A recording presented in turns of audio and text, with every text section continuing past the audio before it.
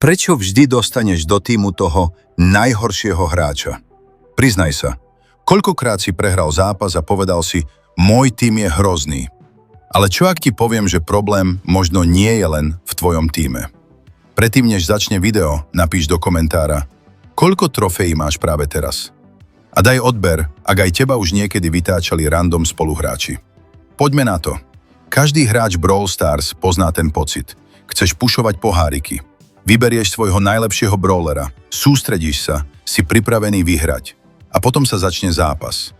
Tvoj spoluhráč v duo showdowne skočí rovno do nepriateľov. Zomrie za 5 sekúnd. A ty si zostal sám. V tej chvíli si povieš, prečo práve ja? Lenže tu je zaujímavá vec. Tvoj mozog si pamätá hlavne zlé zážitky. Keď dostaneš dobrého spoluhráča a vyhráš, väčšinou na to rýchlo zabudneš. Ale keď dostaneš hráča, ktorý pokazí celý zápas, to si zapamätáš na veľmi dlho. Preto máš pocit, že zlých hráčov stretávaš stále. Ale to nie je všetko. Existuje ešte jeden dôvod. Ty hráš svojho brawlera. Vidíš každú svoju dobrú akciu, každý kill, každý gól, každý clutch moment. Ale svojich spoluhráčov vidíš len zvonku.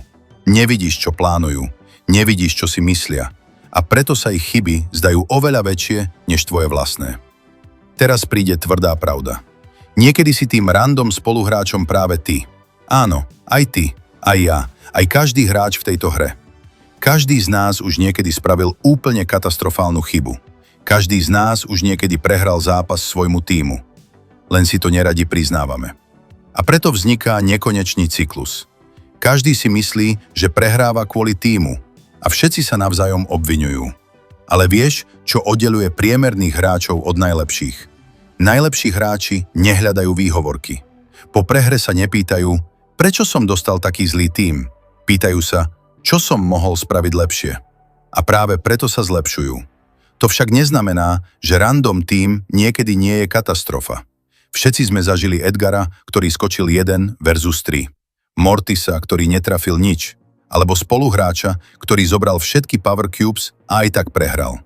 To je jednoducho Brawl Stars. A práve preto túto hru milujeme aj nenávidíme zároveň. Tak mi teraz povedz, aký bol najhorší random spoluhráč, akého si kedy dostal?